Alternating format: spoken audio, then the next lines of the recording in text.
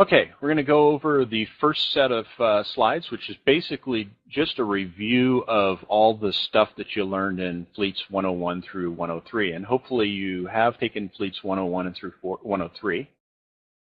If you haven't, you'll be able to follow along. However, the material, I do go in pretty deep into the material.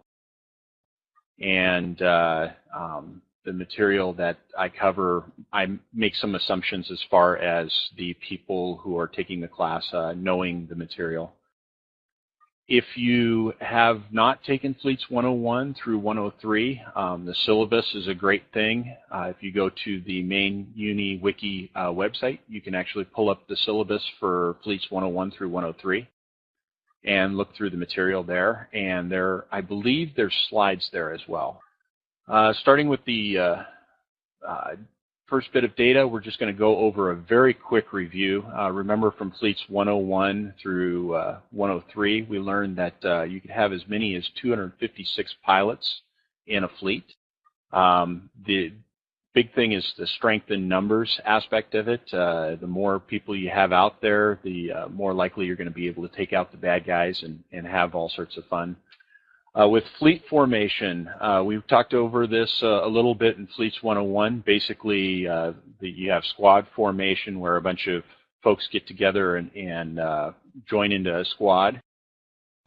You also have the Eve University fleet formation, and where some of the other corporations also do their fleet formations, where they have a standard list that everybody X's up on. And then you also have join and free move. You can join into fleets that are published. It's not a good idea to publish the fleets. It's a better idea to just grab the link for the fleet and throw it up on the chat room so people can auto-join themselves. And free move, where you can move folks around, or folks can move themselves around.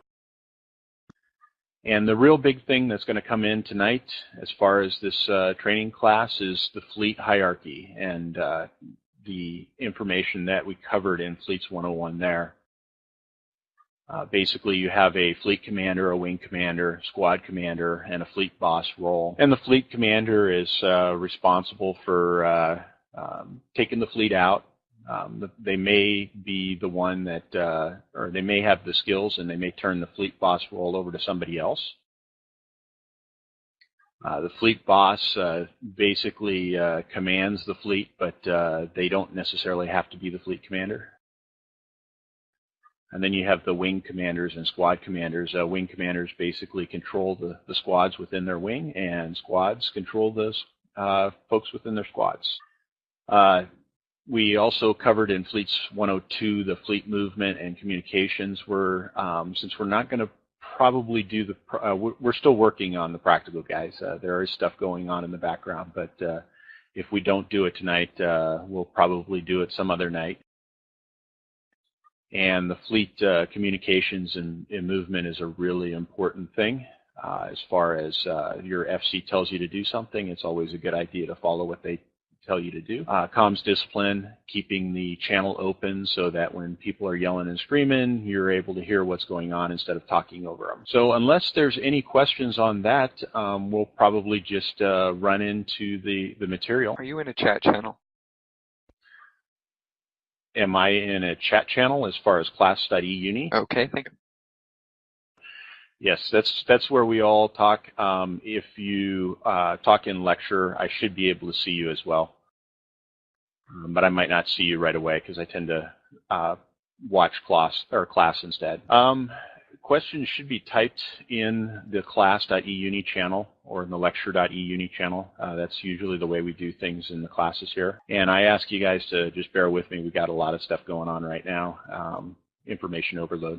Okay, moving on to the leadership roles. If you took one of my previous classes before we did the fleets changeover to the new fleet format, you'll probably see some of these slides over again. The leadership slides, we actually moved into this particular group because they were in my Fleets 101. and it was kind of too early to throw people into that. But we're going to go over it a fairly moderate in depth into the leadership skills. Part of the fleet advantage, which you probably learned in Fleets 101, was that you get leadership bonuses. And for all the scout or squad members that you have flying with you, they get bonuses based on what leadership skills you have. So if you have leadership 1 through 5, you will actually give your squad bonuses depending on the number of folks that are in your squad. So if you're a squad commander and you have a leadership of 5, you actually get 2 people in the squad per rank. So 5 would be 10 people per squad, 4 would be 8, and so on, so forth. Now, really what you're doing in that situation, if you don't have any other skills other than leadership, is you're just passing those skills on to the squad members from your wing commander. And the wing commander usually has the skills necessary to actually bump up the bonuses. Same thing with the wing commander. If you have a wing commander that has a skill of 1 through 5, he will pass bonuses on to the squad. And a fleet commander 1 through 5 passes bonuses on to the wing. So in a traditional sense, if we look at a common fleet, if I was the fleet commander, I have a fleet commander skill of 4. It means I can take on 4 wings under my command and pass the bonuses on to those 4 wings. If I add a 5th wing to that, basically they don't get any bonuses. Same is true with wing commanders. Depending on the number of wings they have is the number of bonuses. And with leadership. Actually, Fenris, we're going to get into that. That's in the next bullet of the slide. But basically, anyone with skills or without skills can be the FC, the wing commander, or the leader. They just don't get any bonus skills or bonus. They don't pass down bonuses to the folks in their squad or in their wing. The other thing is that you can always give your FC role to somebody who has the skill and keep the boss role. So if you don't have any leadership skills whatsoever, but you're a good FC, and believe me, I love to take folks out that want to be an FC but don't have the skills. I'll happily be their FC and pass the bonuses on to folks and let them be the boss. So that is one thing you can do. You can also pass those bonuses, or you can basically designate somebody within your squad or your wing to be the person who passes on the bonuses as well. So if you have somebody in your, if you're a wing commander and you have somebody in your wing that has wing commander 5, you can use them as your designated bonus person, and they'll pass those bonuses on. So there's no reason why anyone without leadership skills can't be a squad member or a squad commander, a wing commander, or a fleet commander. The idea is just, of course, to get people into the seat and have fun and enjoy their job. But, of course, being a squad commander, which I am giving a squad commander class next week, being a squad commander is a really, really interesting and fun job, but it is also a very time-consuming job because you're responsible for everybody in your group, whether or not you're passing on bonuses. So if anybody has any questions about that, I tell you I like being a wing commander over a squad commander and a fleet commander. Although a wing commander has a lot of requirements to do, they tend to be a little bit less than squad and fleet commander. So moving on to the next slide, we'll talk a little bit about leadership bonuses. Obviously, anybody can sit in that role without the skills. You need additional skills in order to pass on bonuses. I mean, to give bonuses. You can pass on bonuses all you want, but in order to give bonuses, you actually have to have the 4 leadership bonuses that are in the leadership skill group. Basically armored warfare, information warfare, siege warfare, and skirmish warfare. Yes, Leonidas. If a squad commander has those bonuses and they're at 5, he actually becomes the person that gives them the bonuses. But usually, what ends up happening, at least in EVE University fleets, is the squad commanders with the leadership skills, they don't have the leadership bonuses per se, or they might have them up to 3. Where a wing commander might have them at 4 and a fleet commander might have them at 5. For my fleet commander skills, I actually have all of my skills maxed out at 5. Yes, that's true. Basically, he passes them on to everyone so long as the wing commanders and the squad commanders can pass on those bonuses. If a squad commander has a squad, or he has a leadership skill of 3 and he has a squad of 10, he will not be able to pass on any bonuses. So if he has a leadership skill of 5 and 10, basically he will pass on those bonuses. The specializations actually, this is actually delving into another class, but these are good questions. The specializations actually give you bonuses if you have the Warfare Link modules. So without those, basically you don't pass anything on as far as that's concerned. It's just the main leadership bonuses: armored warfare, information warfare, siege warfare, and skirmish warfare. And just to go over what the information is as far as the different leadership. Armored warfare, you get increased armor hit points for the squad. Information warfare is increased target range. Siege warfare is shield hit points, and skirmish is top speed. In each one of those modules that we talk about, the mind links and specialization stuff, that controls the mind link modules, and those will actually give you additional bonuses. I believe the information warfare gives you some really nice bonuses for. I'd have to go and look at my mind links to figure out what it is, but I believe information warfare increases the range for like tackle and some of the other items. But that's getting farther into the material than we're actually going to go. So we'll stick with the base material.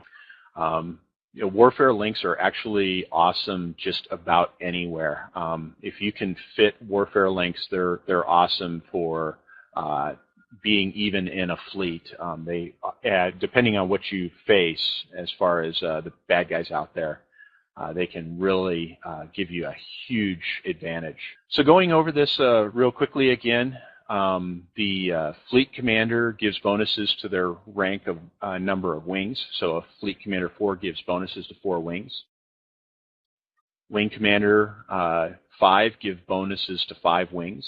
And squad commander, if the squad commander has a leadership of 4, they give bonuses to 8 members.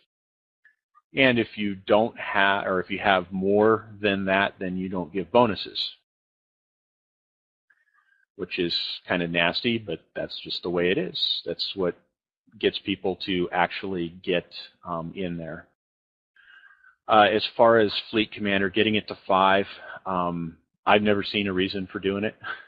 But I'm sure if you wanted to take out 256 people, it would be an awesome thing to do. Fleets can have more than the skills allow. Obviously, as I said, you get no bonus.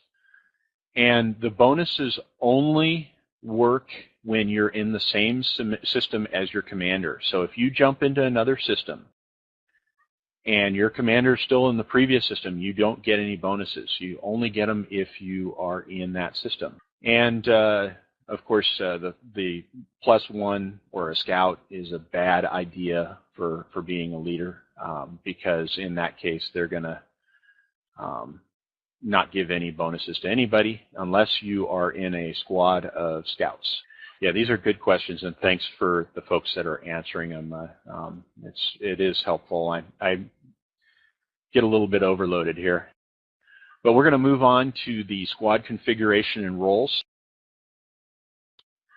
What we're what we're covering here is some basic stuff, but what I really want to cover is the specialized roles.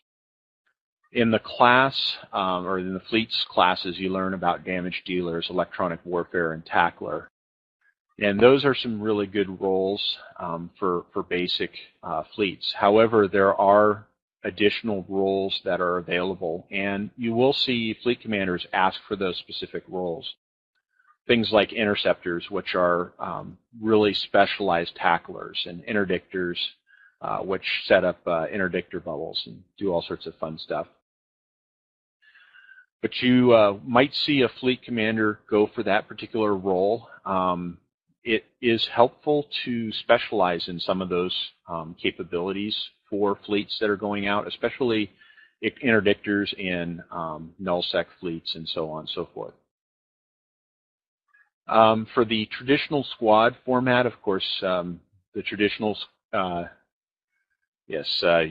Scout is awesome. Traditional squads, you have 2 to 4 damage dealers, 2 to 4 electronic warfare, 4 to 6 tackle. That is correct, Pim. You do not need to fill one squad before you fill a second. The nice thing about it is you can create any number of squads that you want. A wing commander can create up to 5 squads per his wing. And so you can fill one squad, especially if you have like a squad leader with L3. You can fill up 6 in his squad and then move on. And from Fleets 101, the big thing is that you get 4 people, which is 3 and yourself as the squad member or a squad leader. So that doesn't work in the wings and the fleets, but in the squads, you are actually included within the squad. Yeah, that's fine. Okay, we're going to move on to the subject of timers, which really becomes a big issue when we start talking about station games and gate games, which we'll be talking about in a few minutes. Not going to really delve into the specifics of timers within the game because we could pull out the spreadsheets and we could have hours and hours of discussing timers. There's some main timers that are a really good idea to understand and know how they work. The 15-minute aggression timer is one of the big ones for when you're out in a fleet. When you aggress on somebody and they're not perma-flashy, basically you get a 15-minute aggression timer where you get stuck out in space. You're not going to be able to come anywhere near a Stargate because the guns will start shooting at you, except if you're in null space. And you don't want to be anywhere near a station for the same reason. And the big thing with aggression timers is, of course, if you're seen by Concord or you're seen by the guns, you will actually reset your 15-minute aggression timer. We're not going to talk about that too much. That's for classes, other classes. There's some really nice classes on GCC and some of the other stuff. The 30-second timer is what we're really going to discuss because that is what really determines how station games and gate games works. Basically, you have a 30-second session timer that occurs anytime you switch sessions. And there's other places where it occurs too, but mainly when you switch sessions. If you dock up, you can immediately undock, but you'll find that if you try to change your ship or you try to get out of your ship, it will tell you Scotty's, getting yourself settled, so you won't be able to do anything. I think they've changed that now. I think they retired Scotty, but you can immediately undock, but you cannot change your ship for 30 seconds. When you change your ship, you can't rechange your ship for another 30 seconds. Ooh, that might be fun. If that's actually true, that will be pretty cool. So you can change ships and not get stuck with the 30. That's good. And that patch is coming up in a couple days, I believe. It's actually today, right? Yeah, I think it is tonight. So the other session timers, though, are 30 seconds. We'll go over the invulnerability. That is 30 seconds as well.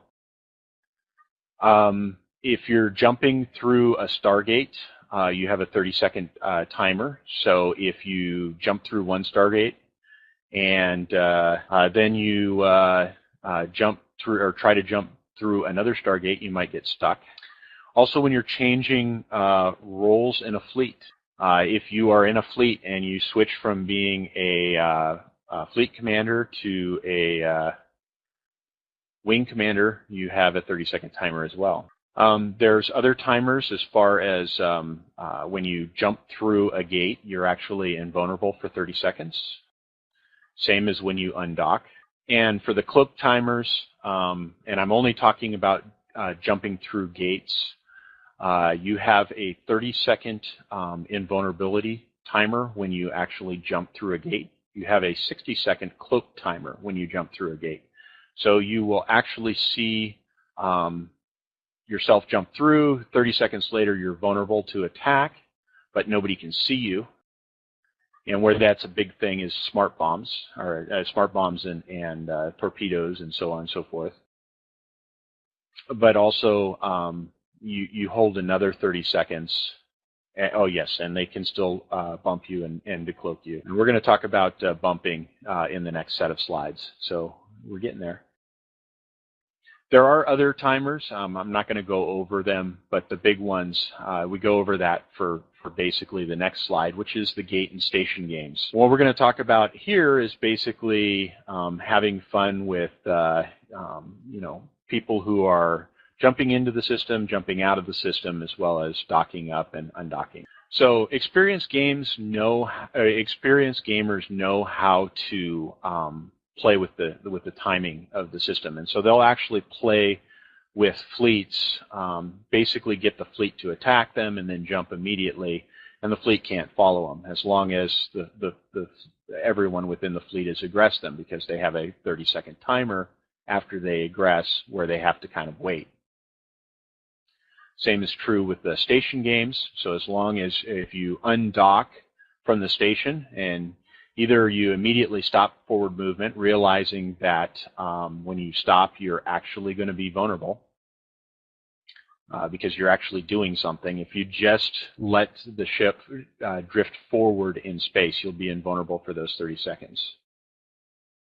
But then you can redock right after the 30-second timer elapses. So what you can do is you can undock, and if you're in a station that allows you to do it, you can do an undock and then a fairly quick dock without having to go anywhere. There are some stations that will prevent you from doing that, such as PTS. Oh, Crixel, I didn't know that. Yeah, stopping, okay, that does make sense. So if you stop, you will still be invulnerable, but then you can immediately dock right after the 30-second timer. That makes sense. That's why station games work so well. The idea, of course, if you convince the enemy to start shooting at you, you're invulnerable. They aggress you, and then they can't immediately dock. They get stuck. And you have folks jumping in or warping in to take them out. Let's see. The only counter against this, of course, is to bump the target. And this also works when a target is going into the station to dock. If you can get in there and bump them real hard, basically move them off the flight path to entering in the station, they'll get stuck. And by doing that, of course, then you can start wasting them. The big thing with that is bumping targets is really cool if you do it right. We were playing around with that on Monday with when I was doing a tackle class, 101 and 102 class, and folks were bumping me off of the gate to prevent me from jumping through. So it's something that you can actually have a lot of fun. It usually takes a fairly fast ship to do it, and a lot of talent, because it's a little hard flying the ship manually to bump the person. The target is invulnerable during the undock, and the player who engages the target can't dock. The same thing with if they're at a gate, they engage you, they can't jump through the gate. Pretty much covered everything there. We're going to skip the bio and fleet formation at the moment. We might move into that. We're still waiting. Yeah, it looks like we still got a bunch of people in local. Got one war target and probably 8 of their friends. We will be offering another Tackle 101 course, and should have all sorts of fun with that. Moving on to Eve maps.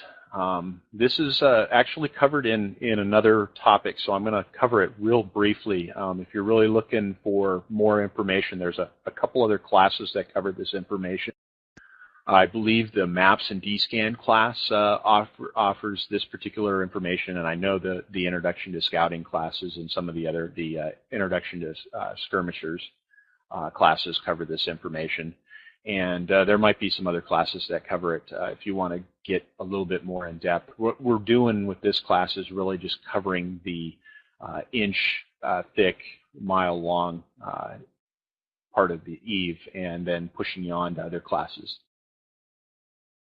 But how many people are familiar with the Eve maps by a show of hands by Xing within class E-UNI? Oh, got quite a few. I know there's a lot of folks in here that have taken classes with me before and taken classes with other people. So this stuff that I'm going over is probably going to be real easy for most of you, but for some of you, you may never have seen it before. So that's why we're here.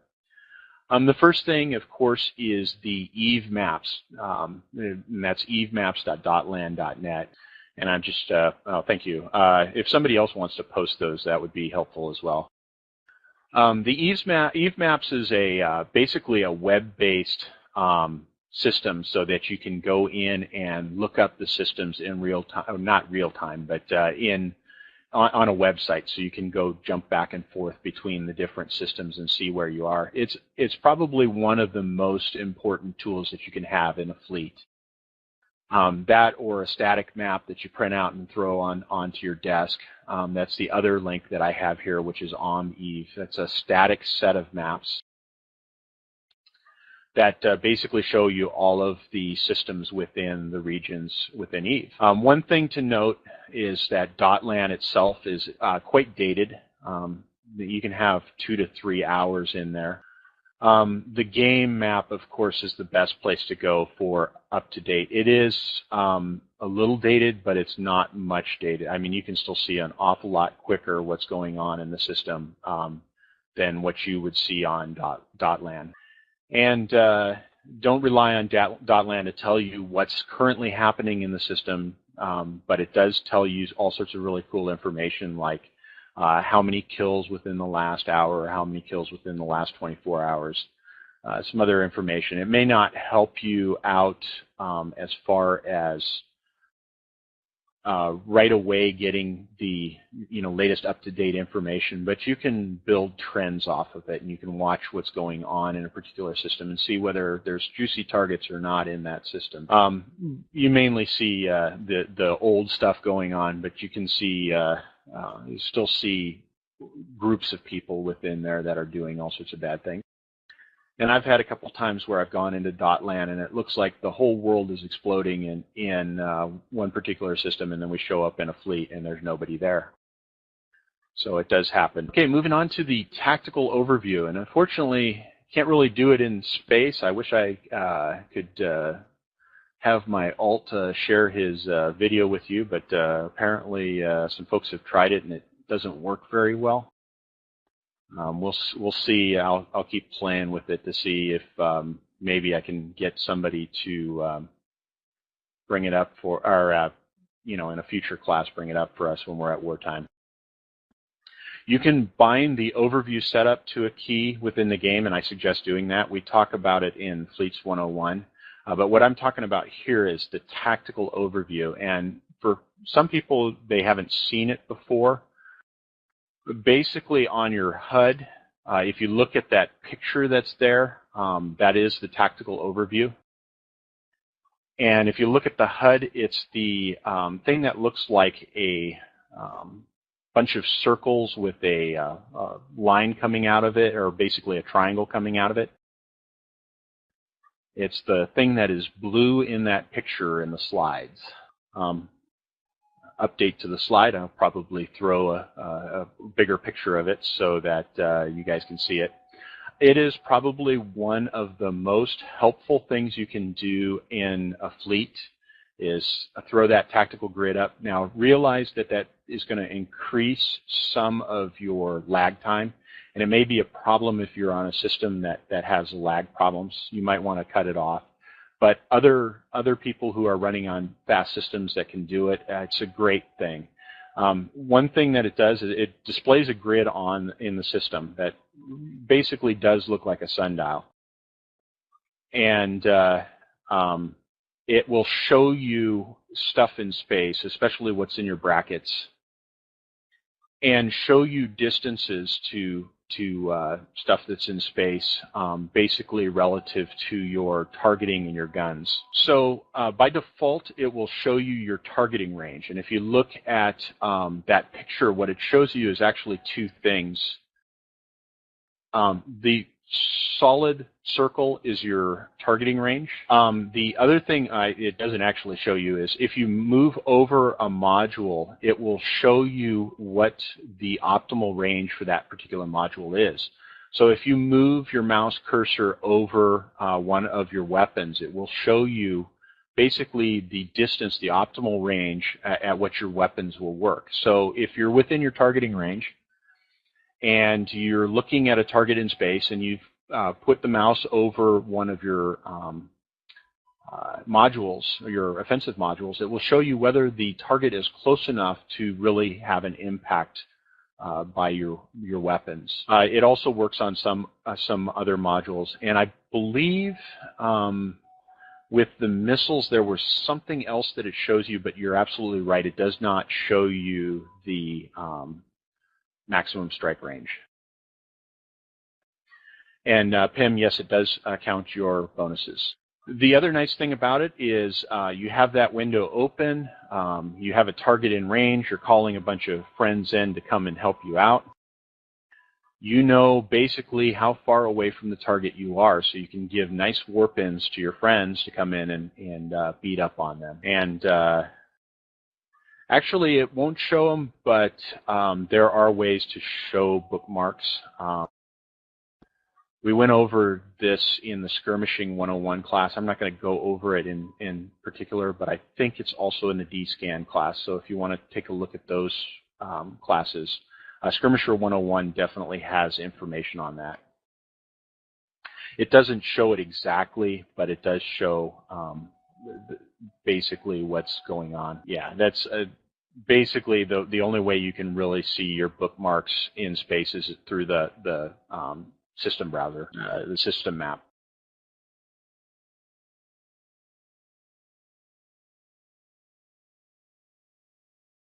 Yeah, hopefully that would be something they would add in the future. I would love it, except for the fact that I have 1 million bookmarks, and so that might be a lag problem for me. Moving on to directional scanning, or otherwise known as D-Scan. And this is a class that they have a whole training class on, and it's offered periodically within the university. Basically, learning how to use D-Scan effectively, and we're not going to use it effectively here. We're just going to go over the top level information. All pilots should know how to D-Scan. If you're in a fleet, you should have your D-Scan window open. It's something that you have your overview set up correctly. You have your D-Scan window open, and you're just scanning. And I would say, additionally, you should have your tactical overview set up as well. And make sure you have brackets and stuff like that turned on. Obviously, there's some lag issues there, but it's nice to be able to D-Scan people and figure out where they are in space. So periodically when you're in space, and I'm sure if you talk to the experts or the folks here that have gone on many fleets, they'll agree with me on this. When I'm in space, I'm hitting that D-Scan button very periodically. I mean, I would say I'm down to probably every 30 seconds to a minute, and some folks even do it more than that. What it's going to do is it's going to give you at the default settings, it's going to give you a 360-degree view out to 14.4 AU away from you of everything that's in space. Basically everything that's in space that's not cloaked. You should probably throw that in there. And of course, if you set up your active overview settings and you tick that button, it won't show stuff that you aren't showing up in your active overview. So in some cases, you probably won't see everything that's going on in space, but it gives you a good picture of what's going on in space. And if you look at the pictures that I posted there, one of them is from a fleet that we were on. Actually, it was one of the first couple fleets I had ever been on. And the fleet commander at the time said, hey, everybody change your ship to Ubercato's Loki. And we did a D-scan, and all sorts of really cool things picked up on that one. The second one, that would be the bottom picture that you see there. The top picture is just what you would normally see in a regular D-scan. The nice thing about D-scan is at 360 it shows you what's out there, but you can actually use D-scan to figure out where you are as far as, or where the targets are from you. So you can get a range and a distance and a direction. Actually, Sakal, we're going to go over that. The big reason that you want everybody to change their name in Fleet to something that's unique is that with the D-scan and with the local window, we can pretty much figure out where fleets are in space, and then it makes it very easy to track them down.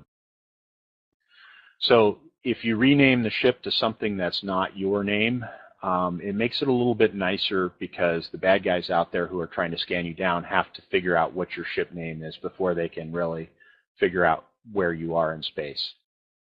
They can still probe you down just looking at D-scan, but it's going to be something where they're going to have to correlate it with local and figure out whether you're really the target they're looking for. In space where you're the only other person in a system, they might be looking for you, but in a large system such as Aldrat, with all the number of people that are in the system, it's a little bit harder. Well, the only problem with that, the only risk you have with having everybody choose the same name in that example is they only need to see one ship in your fleet, and then they know everybody is in that fleet. And that would be the case with Ubercato's Loki. Probably not the best thing to name your ships, but we were having fun, and Uber was along with us, so it was great. The other thing that helps is turning on brackets, because when you start getting into directional scans where you actually decrease the angle, you're going to be looking in space trying to figure out where things are. And turning on those brackets allow you to basically look at all the systems. And what brackets are is basically it puts a little bracket around things in space. And it allows you to figure out where they are in the direction that you're scanning. Big thing, like it says in the slide, you won't see cloaked ships. You won't see ships that jump into the system that are cloaked by the gate cloak. The other thing is you'll notice in the first one, the distance column, there's a hyphen in each one of the distance, or a tick in each one of the distance columns, or distance boxes within that system. Basically what that tick means, or that hyphen means, is that the system is not, or the item is not on grid with you. So if you see a hyphen or a tick as a distance, it's basically you're not on grid. In the second example, you see that there's a lot of distances shown. You're actually on grid with the target. It will show you the distance to the target. And that helps when you're trying to give in warp ins and so on and so forth, because you can see directly where the person is in space and the distance away from you. And as I said before, changing your ship name, it's something that we do as part of fleets as kind of a normal way of doing business. Really what it does is if you don't change it, you're giving away enemy, or you're basically giving the enemy intel on what you have in the system. All they need to do is look at your name on local, they match it with your ship, in space, and they know what ship you're flying, and chances are you're with all your buddies, and they can figure out what ships they're flying, and they know what the fleet composition is. So it's usually better to have your name be something completely random. I've seen some really cool names in this game. As people really impress me with the way they come up with names. And that really helps out in the long run, because when you have all sorts of unique names, you get people who go, oh, that's a real cool name. And then you got a conversation piece, and you can go from there. Yeah, it probably doesn't work very well, but it is something that I have a lot of fun when I do D-scans, when we get out to the pause and see all the people with the different names. For group warp and ninja warp, and unfortunately this is one where it would be really cool to have an example of how this really works. But the fleet commanders, the wing commanders, and the squad commanders, they can warp their respective fleet's wings and squads. So if I have a fleet commander who warps the fleet, everyone within the fleet, including the fleet commander, will warp to a particular spot. Now, this doesn't work if the person is outside of the system. So if you have a scout that's ahead of you or behind you, or a +1 that's ahead of or behind you, you won't have to worry about warping them. However, if you're in system, things could get real nasty. And what's really nasty is if you're a scout cloaked in system and the fleet commander issues a fleet warp. You get stuck in the fleet warp and does all sorts of real bad things. That would be something that we would have to try. I know that I've been able to do it with people outside of the grid. I've had myself warped outside of the grid, but I don't know if there was something that we were playing around with the grid that caused it to happen. And yes, you can control space of fleet warp. You have to do it real quickly. Could be a stretch grid.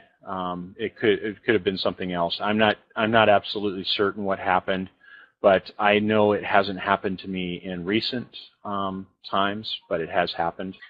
You will decloak if you come in within 2 kilometers of somebody, and it causes all sorts of nastiness. So it's a good idea just not to do it. Usually what I'll do is I will, even as a fleet commander, I will have my wings warp themselves.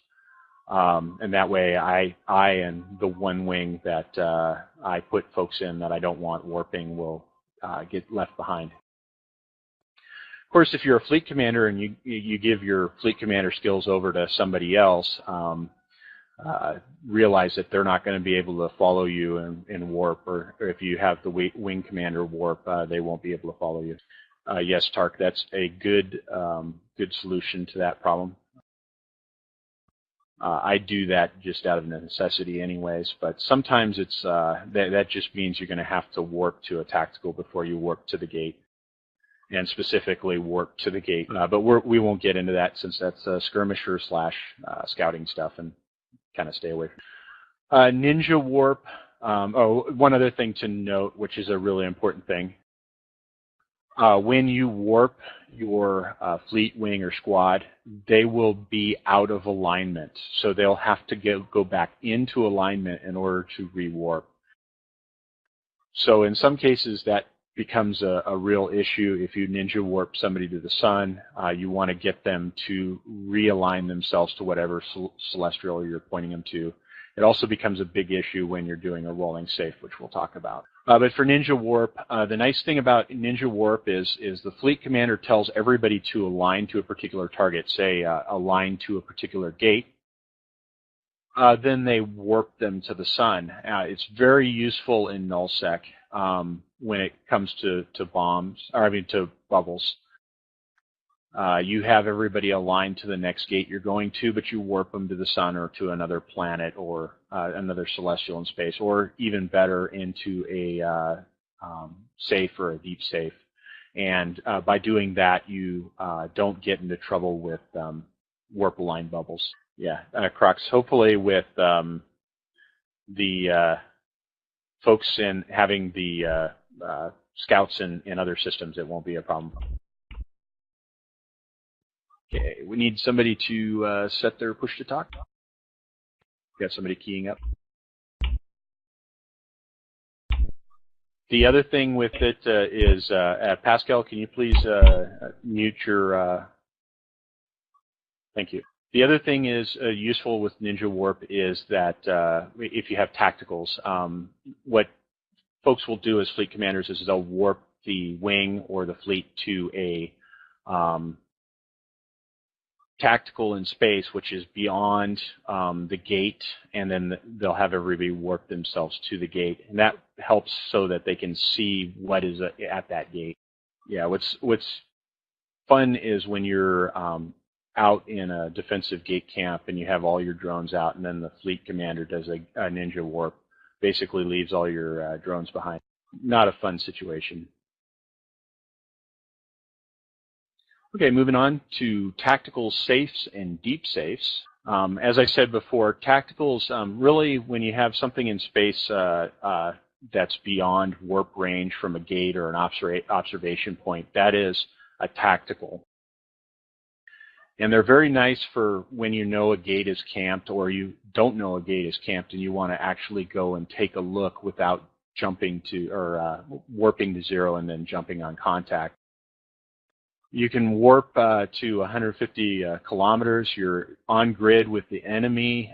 You can see them, they can see you, but you're far enough away that you can either warp to the gate and jump, or you can warp away. And usually, if a gate is camped, you won't see, or you'll see them, they'll see you, but they won't be able to do anything, nor will you be able to do anything to them. A safe, on the other hand, is a location in space where pilots can hide. There are in-warp safes, basically, or mid-warp safes, where you stop somewhere in between 2 warps and set up a safe there. You can also have non-aligned safes, which allow you to basically stay off the path of alignment between 2 objects in space, such as a station or a gate. And really what a safe is a place where you can go and regroup. Let's say you're out in space and the fleet commander calls scatter, and everybody is jumping all over the place trying to get away from the enemy. In that case, the fleet commander may set up a safe and have everybody warp to him at that safe. It's also useful for other things, which we won't go into, but safes are if you have the bookmarks in space, those are the best things to have. How you set up a bookmark is in people and places. You basically open up people and places and you create a bookmark, add a bookmark that way. And you can do that in space, you can do that in warp. And it's very helpful for setting up safes in space. The one thing to really remember in all of this is with tacticals, safes, and deep safes, which we'll talk about next, none of these are invulnerable. If you are in space and you all warp to a particular spot in space, a safe, people can find you in space. If they have their D-scan window up and you're within 14.4 AU of them, they'll see you. Local also gives you away because they see a huge group of people who are all in the same organization in space. They pretty much know that that's a fleet. What we like to call it is the uni blob, and what normally happens is when the uni blob jumps into the system, everybody runs away. But the other thing is that a good pilot will actually be able to use combat probes to scan you down or probe you down and get a warp in to you. And by doing that, basically they can ruin your day. So if you're going to use a safe, you want to use it fairly quickly. And the other thing is you never want to use a safe that you want to use at a later time and you don't want anybody to know about because you've pretty much given it away by giving everybody the warp into that particular safe. Deep safes are outside of the 14.4 AU range. Basically, if you go to the farthest item in space and you get out beyond there, 14.4 AU, you can pretty much set yourself up with a deep safe. And that also works 14.4 AU from any object. But where this becomes nice is if you like log out from the game and your ship jets away into space, you can actually create a deep safe there because it's going to put you out away from everybody. And by doing that, you can set up some really cool deep safes. Realize, however, that deep safes are, and incursions are very good for that because it gives you mission spots way out in the system. The problem with this is, of course, that you are still safer than a regular safe, but you could still be found. Somebody who's out probing the system could potentially find you. And I've gone out with combat probes outside of the 14.4 AU range and have found folks. It's not easy. It takes a lot longer, but basically you're shooting at the stars, essentially, shooting at the blanks. Sometimes you get lucky, sometimes you don't. Another really cool method for safes is creating a rolling safe. And how you do that is basically you go to a celestial or you go to a safe and you pick your fastest ship and you have them fly off in another direction, and hopefully with a micro warp drive. Once you get them out to 150 kilometers, you have everybody warp to them, and then they burn out another 150 kilometers, and everybody warps to them, and that keeps going on. It is harder to scan down because you're always moving. However, it is not impossible, and it has actually been done. So with that, I'm going to take about a 5-minute bio for everyone, just to get up and go to the bathroom. And then we'll be right back about 3:07. We're almost done, but I want to go over to the last two and then give some questions and answers in before we call it a day. So if you have any questions right now, feel free to ask them, and everybody else go ahead and take your bio break. Rigsy, to answer your question, there are some places where you can go further than that, but you really can't go way too far out anymore. They kind of brought the systems back in. But still 20 AU is a pretty nice distance for away from a celestial. Yeah, there's no more of that. You can't have 500 AU safes. Although I've heard some folks that have had some safes that they shouldn't have, like in the sun and inside of planets.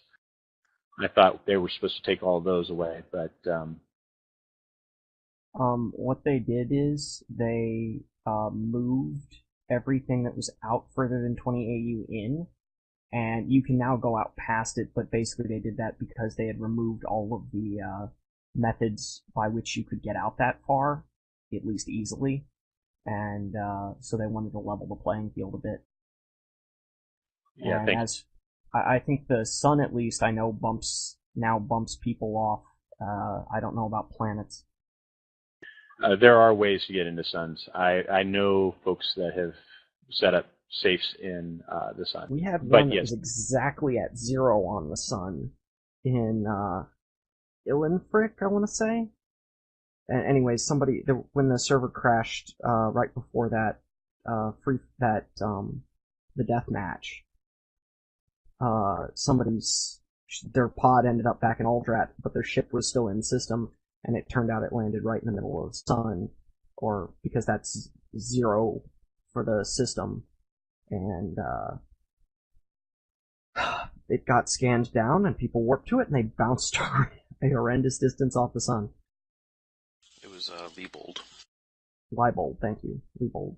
How long do you suppose it would take to be able to move 1 AU going at micro warp drive speed, say 3K per second?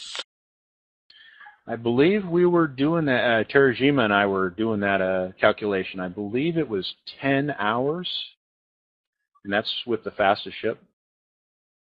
It might be less than that. Yeah, 186. Wait, yeah, 186. Sure you're not missing a few zeros?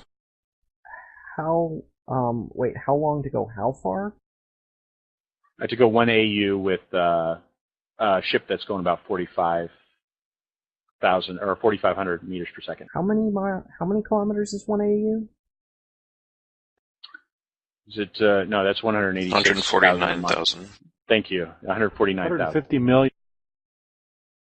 That was a million, sorry. Yeah, if it's 149 million, then there's no way you can do that in less than a couple of days.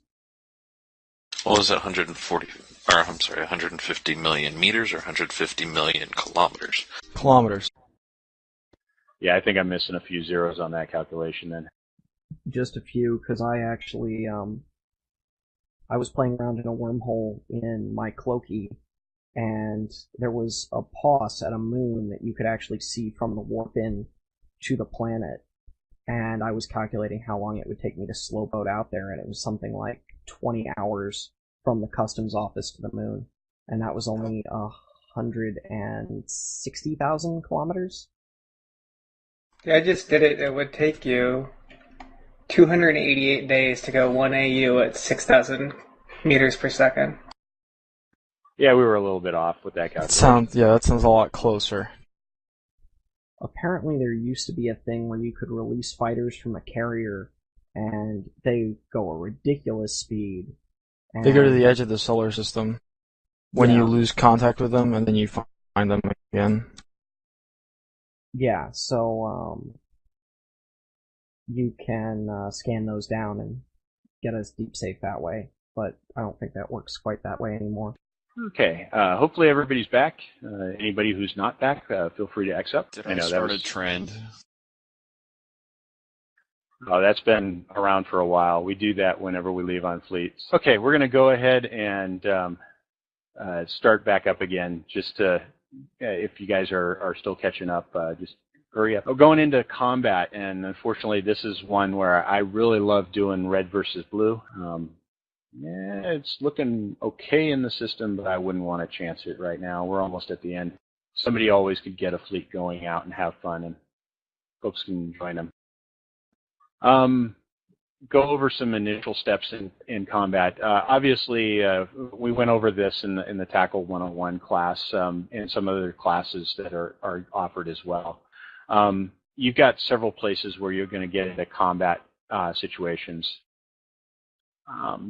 Big ones are if you're in a defensive gate camp, you're ready for the bad guys to come in at you. You're pretty much ready for combat anyways. The other place that you're going to really have fun time running into combat is, of course, with warp ins, where you have somebody who is in the system already, finds a bad guy, lets everybody knows where they are, and everybody warps to them. Really, in this case, you want to warp in to your optimals when a person tells you where they are. Basically, they're going to give you a distance. Hopefully it's not 0, especially if they're cloaked. When you're told where to go, never warp in at 0. But the nice thing about that is if you warp in at your optimals, realize that the combat will probably be moving, and you may not be at your optimals, but you're a lot closer than you would be if you warped 100 kilometers away. If the squad commander, wing commander, fleet commander, if they warp the fleet in, they may not warp you to your optimal. So in some cases, if they do warp you in, which they shouldn't, you might have to bounce and then come back at your optimal range. And the optimal is where your guns or your E-War modules are most effective. The other thing is when you start getting into real combat, realize that the fleet commander, he's going to point out the primary and the secondary targets for the DD only, the damage dealers. The E-War folks and the Tackle folks should basically attack targets of opportunity, and they should coordinate amongst themselves. So what you don't want is you don't want a situation where the fleet commander calls out a primary on multiple targets and all the Tackle is going after one target. So it's usually a good idea. Oops, let R2D2 talk. It's usually a good idea if you're a Tackle or E-War to listen to your fellow Tackle and E-War. And if you hear a number of people or you see a number of people are targeting a particular target, move on to another target. I actually have more slides to this. I wonder where they went. There's some other things that I wanted to cover in here.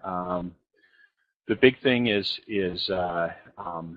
it depends on how the fleet commander sets you up as far as what you want to tackle and what you want to e-war. Some fleet commanders will give you standard operating procedures, like they'll tell you if we jump into a system and we see a red flashy target, then take them out. In other cases, they'll say, if you see a flashy target, wait, don't engage. So you really need to be listening to what the fleet commander says and make sure that that you're following their rules, because in some cases you might set out to tackle somebody that the FC doesn't want to attack. Yes, if you're a target painter, if you're doing any other type of E-war type stuff, you can paint the primary, you can paint the secondaries, help out the DDs so that they can do their job. I think, Fenrace, the answer to your question, when an FC is micromanaging too much, is probably something that you'd want to talk about in a fleet commander class. Because the fleet commander basically is God within the university, and when it comes down to their command, you've got some fleet commanders that do micromanage, but there are, I think most of us do a pretty good job. Yeah, when he's playing StarCraft, that's pretty funny. For the questions to Mumble, if you can hold off, we're almost done with the material, and I'll open it up to questions here in not too long. The last topic I wanted to talk about, which is another one that would be great if we were in space, basically the set speed. And the reason we cover this is because sometimes people get a little confused when a fleet commander says, okay, everybody set your speed to 300 kilometers. Most fleet commanders that we have in the uni are very good teachers, and they'll teach you, basically tell you what they want. But if you do hear that, if you hear set speed, basically what the fleet commander wants is for all the ships to set that speed to their maximum speed. And you can do that by clicking on the speed control on the HUD and basically setting the maximum speed there. The reason a fleet commander will do that is to keep the entire group together. If you have a large number of frigates and you have a large number of battleships, they're both moving at different speeds. The frigates are moving real fast and battleships are moving real slow. And if you have two groups that are, one group that's moving real fast and the other group that's moving real slow, it becomes real difficult for the FC to keep everybody together. So setting a maximum speed will force folks to basically stay along with you. Sekal, actually this next bullet covers that. It does not affect warp speed. And actually in some cases it might help, but for the most part it doesn't affect it. The moment they hit warp, or the moment you hit warp, you start aligning and going and doing your maximum speed. And it will reset after a warp. So if you warp, then you'll have to reset your speed. Most FCs will say, it's okay, set speed right now because we need to keep people catching up. But it will not stop warp, and it will not affect your warp speed. Frigates should always be orbiting something. So if you're in space, it's a good idea to have the frigates orbit things. However, when you're wanting to keep people together, it's usually a good idea to keep them moving at a set speed. Okay, that's all the material that I had to cover.